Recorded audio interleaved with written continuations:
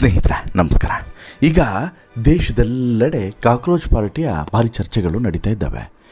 ಇದಕ್ಕೆ ಒಂದು 15 ದಿನಗಳ ಹಿಂದೆ ದೊಡ್ಡ ಪ್ರಮಾಣದಲ್ಲಿ ಚರ್ಚೆ ಆದಂತಹ ಮತ್ತೊಂದು ಪಾರ್ಟಿ ಯಾವುದು ಅಂತೇಳಿ ಕೇಳಿದರೆ ಅದು ದಳಪತಿ ವಿಜಯ್ ಅವರು ಕಟ್ಟಿದಂತಹ TVK ಪಾರ್ಟಿ. ಹೇಗೆ TVK ಪಾರ್ಟಿ ತಮಿಳುನಾಡಿನಲ್ಲಿ ಕ್ರಾಂತಿಯನ್ನು ಮಾಡ್ತೋ ಆಗ ಇಲ್ಲ, ಈ ದೇಶದಲ್ಲಿ ಈ ರಾಜ್ಯಗಳಲ್ಲಿ ಬೇರೆ ಬೇರೆ ನಮ್ಮ ಎಲ್ಲ ರಾಜ್ಯಗಳಲ್ಲೂ ಕೂಡ ಇನ್ಕ್ಲೂಡಿಂಗ್ ಕರ್ನಾಟಕ ಒಂದು ಹೊಸವಾದಂತಹ ಅಥವಾ ಹೊಸ ಪಕ್ಷವನ್ನು ಎಲ್ಲರೂ ಕೂಡ ಎದುರು ನೋಡ್ತಿದ್ದಾರೆ, ಅಥವಾ ಹೊಸದೊಂದು ಸಂಘಟನೆಯನ್ನು ಎಲ್ಲರೂ ಕೂಡ ಬಯಸ್ತಾ ಇದ್ದಾರೆ. ಅದರಲ್ಲೂ ಕೂಡ ಈ ಯುವ ಸಮಾಜ ಇದೆಯಲ್ಲ, ಯೂತ್ಸ್ ಇದ್ದಾರಲ್ಲ, ಇವರಿಗೆ ಈ ಪಕ್ಷಗಳ ಬಗ್ಗೆ ಒಂದು ಕೀಳರಿಮೆ ಅಥವಾ ಅಸಹ್ಯ ಬಂದು ಹೋಗಿದೆ ಅಂತಲೇ ಹೇಳ್ಬೋದು. ಕೀಳರಿಮೆ ಪದ ತುಂಬ ಕ್ಲಿಷ್ಟ ಆಗ್ತದೆ, ಚಿಕ್ಕದಾಗ್ತದೆ. ಕೀಳರಿಮೆ ಬಂದಿದೆ ಅಥವಾ ಅಸಹ್ಯ ಬಂದಿದೆ. ಆ ಪಕ್ಷಗಳ ಬಗ್ಗೆ ಯೋ ಅನ್ನೋ ರೀತಿಯಲ್ಲಿ ಮುಖದ ಭಾವನೆ ಬದಲಾಗೋ ರೀತಿ ಆಗ್ತಿದೆ. ಕಾರಣ ಅವ್ರದ್ದು ಎಲ್ಲರದ್ದು ಕೂಡ ಒಂದೇ ಉದ್ದೇಶ ರೀ, ಅದನ್ನು ಬಾಯ್ಬಿಟ್ಟು ಹೇಳಬೇಕಾಗಿಲ್ಲ.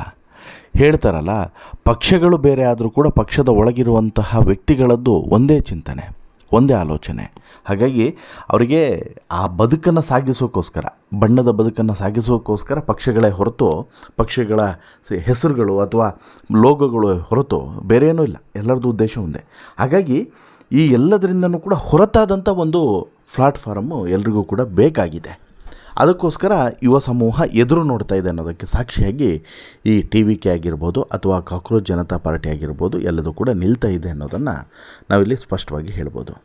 ಈಗ ಕಾಕ್ರೋಚ್ ಜನತಾ ಪಾರ್ಟಿಯನ್ನು ಬದಿಗಿಟ್ಟು ನೋಡಿದ್ರೆ TVK ವಿಚಾರಕ್ಕೆ ಬರೋದಾದರೆ TVK ತಮಿಳುನಾಡಿನಲ್ಲಿ ಮಾಡಿದಂತಹ ಮೋಡಿ. ಯಾಕೆಂತ ಹೇಳಿದ್ರೆ ಕಾಕ್ರೋಚ್ ಜನತಾ ಪಾರ್ಟಿ ಜಸ್ಟೇ ಈಗ ಏನು ಈ ಸೋಷಿಯಲ್ ಮೀಡಿಯಾದಲ್ಲಿ ಪಾರ್ಟಿಯಾಗಿ ಅನೌನ್ಸ್ ಆಗಿರುವಂಥದ್ದು, ಅಥವಾ ಅದರ ಉದ್ದೇಶಗಳಾಗಿರ್ಬೋದು, ಅದರ ನಾಯಕತ್ವ ಆಗಿರ್ಬೋದು, ಇವೆಲ್ಲದೂ ಕೂಡ ಸಾಕಷ್ಟು ಗೊಂದಲಮಯವಾಗಿ ಉಳಿದಿದೆ.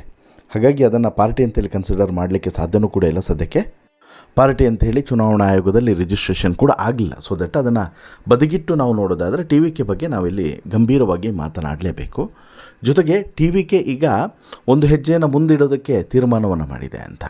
ಈಗ ಕೇವಲ ತಮಿಳುನಾಡಿನಲ್ಲಿ ಪ್ರಾದೇಶಿಕ ಪಕ್ಷವಾಗಿ ಹೇಗೆ ವಿಜಯ್ ಮೋಡಿಯನ್ನು ಮಾಡಿದ್ರೋ, ಒಂದು ಹೆಜ್ಜೆ ಮುಂದೆ ಹೋಗೋದು, ಬೆಂಗಳೂರಿಗೂ ಕೂಡ ಕಾಲಿಡೋದು, ಇಂಥದ್ದೊಂದು ಆಲೋಚನೆಯಲ್ಲಿ ಇದೆ.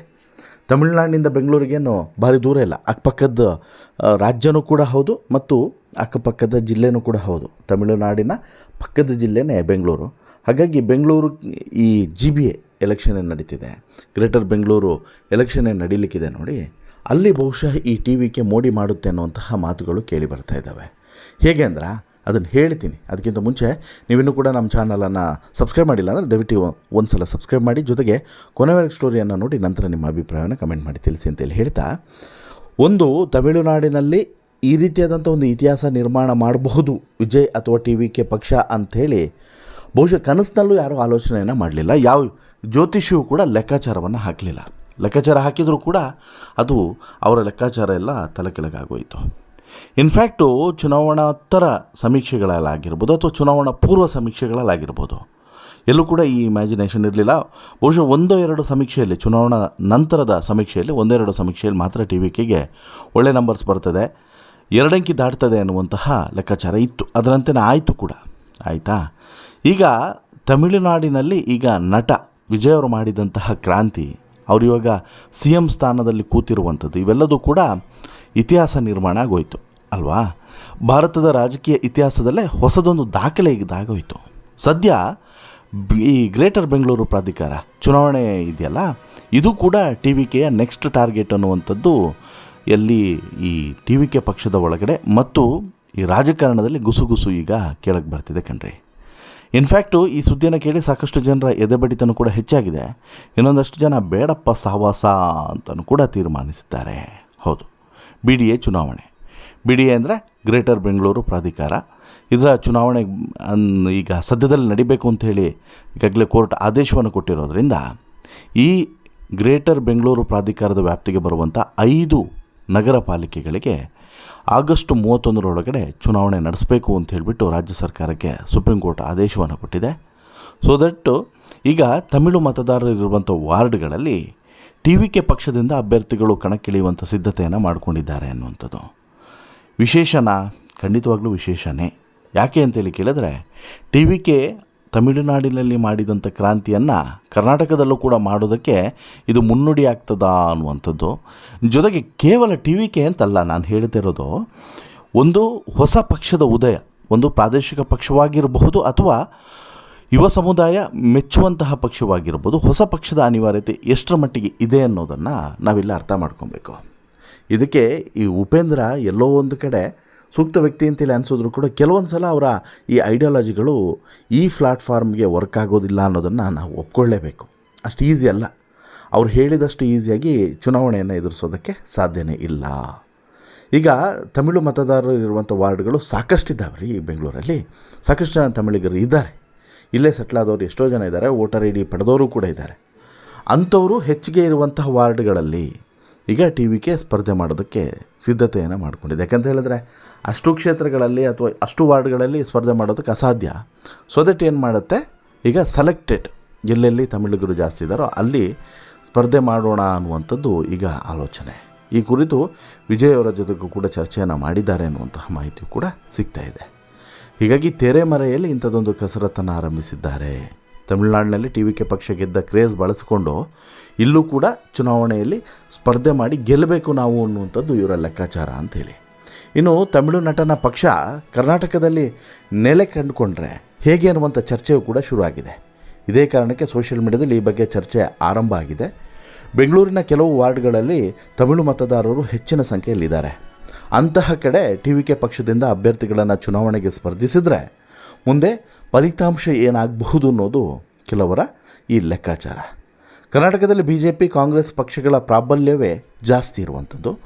ಪ್ರಾದೇಶಿಕ ಪಕ್ಷವಾಗಿರುವಂಥ ಜೆ ಡಿ ಎಸ್ ನಿಧಾನವಾಗಿ ತನ್ನ ಕದರನ್ನು ಕಳೆದುಕೊಳ್ತಿದೆ. ಇನ್ನುಳಿದಂತೆ ಆಮ್ ಆದ್ಮಿ ಪಕ್ಷ ಇರ್ಬೋದು, ಉತ್ತಮ ಪ್ರಜಾಕೀಯ ಪಕ್ಷಗಳ ಹೆಸರು ಕೆಲವರಿಗೆ ಮಾತ್ರ ಗೊತ್ತಿರೋದ್ರಿ. ರಾಜ್ಯಕ್ಕೆ ಒಂದು ಸದೃಢವಾದಂಥ ಪ್ರಾದೇಶಿಕ ಪಕ್ಷ ಬೇಕು ಅನ್ನುವಂಥ ಕೂಗು ಸದ್ಯಕ್ಕಂತೂ ಇದೆ. ಈಗ ಕೆ ಜೆ ಪಿ ಹೇಗೆ ಒಂದು ಕಾಲದಲ್ಲಿ ಕ್ರಾಂತಿಯನ್ನು ಮಾಡುವಂತಹ ನಿರೀಕ್ಷೆಯನ್ನು ಹುಟ್ಟಿಸಿತ್ತು, ಅದಾದ ಬಳಿಕ ಅದು ಕೂಡ ಮಣ್ಮುಚ್ಚೋಯ್ತು. ಅದೇ ರೀತಿ ಈಗ ಇಲ್ಲಿ ಈ C J P cockroach Janata ಪಾರ್ಟಿಯನ್ನು ಕೂಡ ಬಹುಶಃ ಏನಾದರೂ ರಿಜಿಸ್ಟರ್ ಆಯಿತು ಅಂತ ಹೇಳಿದ್ರೆ ಅದರಿಂದನೂ ಕೂಡ ಕೆಲವು ಯೂತ್ಸು ಸ್ಪರ್ಧೆ ಮಾಡಬಹುದೇನೋ ಗೊತ್ತಿಲ್ಲ. ಬಟ್ ಆದರೆ ಈ ಟಿ ವಿ ಕೆಯಿಂದ ಮಾತ್ರ ಸ್ಪರ್ಧೆಯನ್ನು ಮಾಡ್ತಾರೆ ಅನ್ನುವಂಥ ಮಾತುಗಳು ಕೇಳಿ ಬರ್ತಿದ್ದಾವೆ. ಹೌದು, ರಾಜ್ಯಕ್ಕೆ ಒಂದು ಸದೃಢ ಪ್ರಾದೇಶಿಕ ಪಕ್ಷ ಬೇಕು ಅನ್ನುವಂತಹ ನಿಟ್ಟಿನಲ್ಲಿ 2 ವರ್ಷದಲ್ಲಿ ವಿಜಯ್ ಸ್ವಂತ ಪಕ್ಷವನ್ನು ಸ್ಥಾಪಿಸಿ ಅದರಲ್ಲಿ ಗೆದ್ದಿದ್ದಾರೆ ಕೂಡ. ಹಾಗಾದರೆ ಕರ್ನಾಟಕದಲ್ಲಿ ಅಂತಹ ಮ್ಯಾಜಿಕ್ ನಡೆಯೋದಿಲ್ವಾ ಅನ್ನುವಂಥ ಚರ್ಚೆ ಶುರುವಾಗಿದೆ. ಕನ್ನಡದಲ್ಲಿ ಯಾವುದೇ ನಟ ಅಂತಹ ಸಾಹಸ ಮಾಡುವಂಥ ಲಕ್ಷಣಗಳು ಮಾತ್ರ ಕಾಣಿಸ್ತಿಲ್ಲ ಅನ್ನೋದು ಸತ್ಯ. ರಿಯಲ್ ಸ್ಟಾರ್ ಉಪೇಂದ್ರ ಅವರ ಪ್ರಜಾಕೀಯ ಎಲ್ಲೋ ಒಂದು ಕಡೆ ಸಕ್ರಿಯ ರಾಜಕಾರಣಕ್ಕೆ ಬಂದರೂ ಕೂಡ ಅದು ಅಷ್ಟು ಈಸಿಯಾಗಿ ಅವರ ಐಡಿಯಾಲಜಿಗೆ ಇದು ಮ್ಯಾಚ್ ಆಗುತ್ತೆ ಅನ್ನೋದು ಅಥವಾ ಸಕ್ಸಸ್ ಆಗುತ್ತೆ ಅನ್ನೋದನ್ನು ಒಪ್ಪಲಿಕ್ಕೆ ಸಾಧ್ಯವಿಲ್ಲ. ಉಪ್ಪಿ ಅಖಾಡಕ್ಕೆ ಇಳಿದ್ರೆ ಏನಾದರೂ ಬದಲಾವಣೆ ಆಗಬಹುದು ಅನ್ನೋದ್ರ ಜೊತೆಗೆ ಬೇರೆ ಏನಾದರೂ ತಲೆ ಕೆಳಗೆ ಆದರೂ ಕೂಡ ಉಲ್ಟಾಪಲ್ಟ ಆದರೂ ಕೂಡ ಅಚ್ಚರಿ ಇಲ್ಲ. ಆದರೆ ಅವರ ಮನಸ್ಸು ಮಾಡುವಂತೆ ಕಾಣ್ತಾ ಇಲ್ಲ. ಇದೆಲ್ಲದರ ನಡುವೆ ತಮಿಳುನಾಡಿನಲ್ಲಿ ಟಿ ವಿ ಕೆ ಪಕ್ಷ ಕರ್ನಾಟಕದಲ್ಲಿ ನೆಲೆ ಕಂಡುಕೊಳ್ತು ಅಂತ ಹೇಳಿದ್ರೆ ಮತ್ತೊಂದು ದೊಡ್ಡ ಮಟ್ಟದಲ್ಲಿ ಅಲೆ ಎದ್ದರೂ ಕೂಡ ಅಚ್ಚರಿ ಪಡೋದು ಬೇಡ. ಆದರೆ ತಮಿಳಿಗರಿಗೆ ನಾವೆಲ್ಲೋ ಒಂದು ಕಡೆ ಜುಟ್ಟನ್ನು ಕೊಟ್ಬಿಟ್ವಲ್ಲ ಅನ್ನೋದನ್ನು ಕೂಡ ಕನ್ನಡಿಗರು ಅರ್ಥ ಮಾಡ್ಕೊಬೇಕು ರೀ. ಕರ್ನಾಟಕದಲ್ಲಿ ಯಾರೂ ಇಲ್ವಾ ಒಳ್ಳೆ ನಟ, ಒಳ್ಳೆ ನಾಯಕ ಯಾರೂ ಇಲ್ವಾ? ಅಂಥದ್ರಲ್ಲಿ ತೊಗೊಂಡೋಗಿ ಟಿ ವಿ ಕೆ ಕೈಗೆ ಯಾಕೆ ನಾವು ಜುಟ್ಟನ್ನು ಕೊಡಬೇಕು ಅನ್ನೋದನ್ನು ಕೂಡ ನಾವಿಲ್ಲಿ ಆಲೋಚನೆ ಮಾಡಲೇಬೇಕು. ಇನ್ನು ವಿಜಯ ಪ್ರಮಾಣ ವಚನ ಕಾರ್ಯಕ್ರಮಕ್ಕೆ ಬೆಂಗಳೂರಿನಿಂದ ಕೆಲವು ಅಭಿಮಾನಿಗಳು ಹೋಗಿದ್ದರು.